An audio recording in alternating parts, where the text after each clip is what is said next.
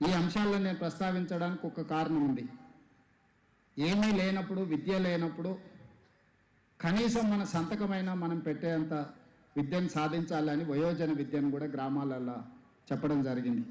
వ్యవసాయ కూలీలు, వ్యవసాయ పనులు చేసుకునే వాళ్ళకు వేదిక మీద ఉన్న చాలామంది ప్రజాప్రతినిధులకు తెలుసు. ఒకప్పుడు గ్రామాలలో వయోజన విద్య అని సాయంత్రం కనీసం చదవడానికి, వాళ్ళ సొంత సంతకం పెట్టడానికైనా విద్యను నేర్పినాం. ఈరోజు భారతదేశంలో విద్యకు అవకాశాలు లేని ప్రాంతమే లేదు. కానీ that is not sufficient for us. ఈరోజు ప్రపంచమే ఒక గ్లోబ్, ఒక విలేజ్గా మారిన సందర్భంలో పోటీ మన ఊర్లోనో, మన మండలంలోనో, మన నియోజకవర్గంలోనో, మన జిల్లానో, మన రాష్ట్రంలోనో, మన దేశంలోనో కాదు.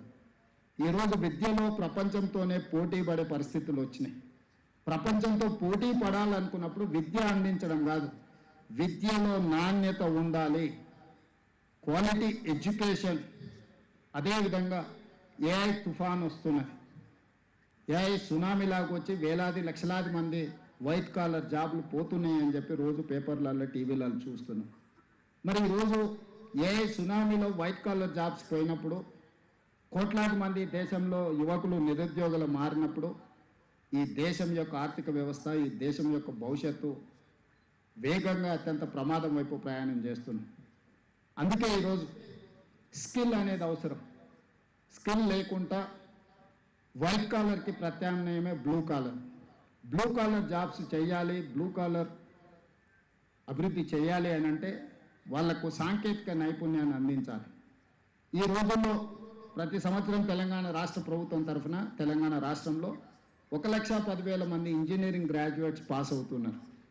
ఇక్కడ అందరూ చదువుకున్న వాళ్ళు, చదువులు చెప్పే వాళ్ళే ఉన్నారు. నేను మిమ్మల్ని అందరినీ ఒక సూచన చేయదలుచుకున్నా. ప్రతి సంవత్సరం 1,10,000 మంది ఇంజనీరింగ్ గ్రాడ్యుయేట్స్ పాస్ అవుట్ అవుతున్నారు కదా, అందులో ఎంతమందికి వాళ్ళు తీసుకుంటున్న సర్టిఫికెట్ తగ్గ అవగాహన ఉన్నది, ఎంతమందికి ఆ సర్టిఫికెట్ తగ్గ ఉద్యోగం కానీ ఉపాధి కానీ దొరుకుతున్నదా? మనం నాణ్యత లేని విద్యను అందించి వాళ్ళకు ఒక సర్టిఫికెట్ ఇవ్వడం వల్ల వాళ్ళ జీవితమే పూర్తి స్థాయిలో దెబ్బతింటున్నది. అదేవిధంగా recent studies have told in my council, 6వ తరగతి చదువుకుంటున్న విద్యార్థికి 3వ తరగతి పుస్తకం ఇచ్చి చదవమంటే చదవలేని పరిస్థితి ఉన్నది. 3వ తరగతి విద్యార్థికి 1వ తరగతి పుస్తకం ఇచ్చి పుస్తకం చదువు అంటే ఉన్నది ఉన్నట్టు చదవమంటే కూడా ఆ పుస్తకాన్ని కూడా చదవలేని పరిస్థితి ఉన్నది. తరగతులు పెరుగుతున్నాయి, సర్టిఫికెట్లు ఇస్తున్నాము, కానీ మన విద్య యొక్క నాణ్యత ప్రమాణాలు తగ్గుతూ పోతూ ఉన్నాయి.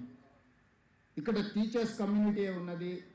మీ బాధ్యత 6వ తరగతి చదువుకుంటున్న వాళ్ళ దాంట్లో సర్వే చేస్తే 6.7% విద్యార్థులు మాత్రమే వాళ్ళ క్లాస్ బుక్స్ని చదవగలుగుతున్నారు.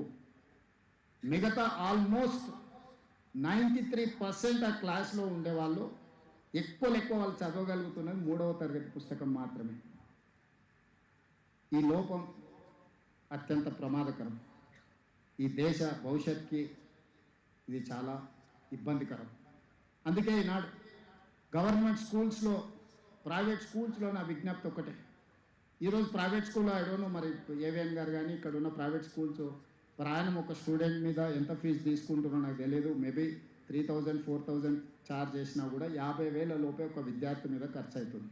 కానీ నా ప్రభుత్వంలో ఒక విద్యార్థి మీద పెడుతున్న ఖర్చుని వేదిక మీద ఉన్న ప్రజాప్రతినిధితో పాటు ఇక్కడ ఉన్న టీచర్లతో పంచుకోవాలనుకుంటున్నాను. ప్రతి ఒక్క విద్యార్థి మీద రాష్ట్ర ప్రభుత్వం 1,08,000 రూపాయలు ఖర్చు పెడుతున్నాం. ఈరోజు మేము 1,08,000 రూపాయలు ఖర్చు పెట్టిన ఒక విద్యార్థి 6వ తరగతిలో చదువుకుంటూ, 6వ తరగతిలో ఉంటూ 3వ తరగతి పుస్తకం చదవలేకపోతుండు. 1,08,000 ఒక స్టూడెంట్ మీద ఖర్చు అనేది ఇట్ ఈస్ హ్యూజ్. ఈ క్యాలిక్యులేషన్లు మనం ఎవ్వరం లెక్కించడం లేదు.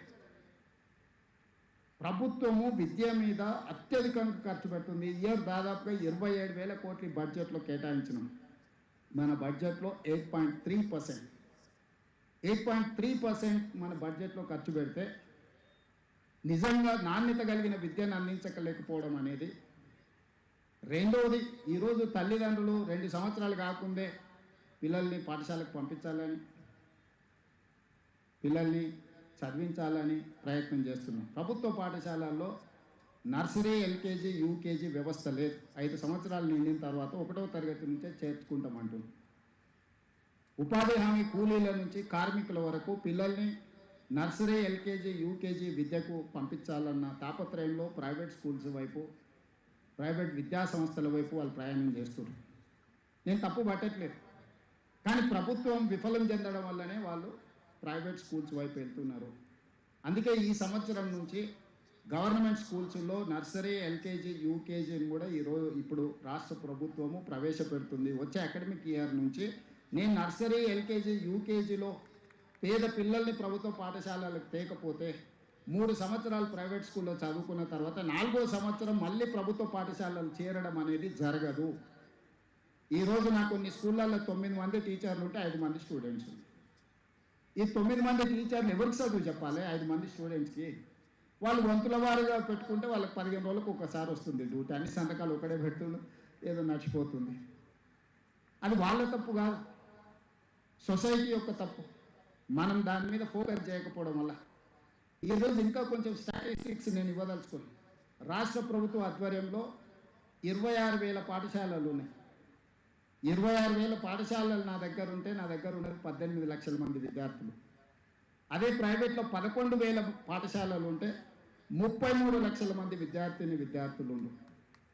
మరి ప్రైవేట్లో 11,000 స్కూళ్ళల్లో 33 లక్షల మంది విద్యార్థులు ఎట్లుంటారు? ప్రభుత్వంలో 26,000 పాఠశాలలు ఉంటే నా దగ్గర 18 లక్షల స్టూడెంట్స్ మాత్రమే ఎందుకున్నారు? ఈరోజు ప్రజాప్రతినిధులు అందరం, వేదిక మీద ఉన్న పెద్దలందరూ, యువమిత్రులు అందరూ ఆలోచన చేయాలి. మనం ఎక్కడ సమాజము, ఎక్కడ విఫలం చెందినము, ఎక్కడ ఎడ్యుకేషన్ సిస్టమ్ డిరేల్ అయింది, ఎక్కడ ప్రజాప్రతినిధులుగా మనము కొన్ని కఠినమైన నిర్ణయాలు తీసుకోవాల్సిన అవసరం ఉన్నది. రాజకీయాలకు అతీతంగా ఇది ఆలోచన చేయాల్సిన సందర్భం.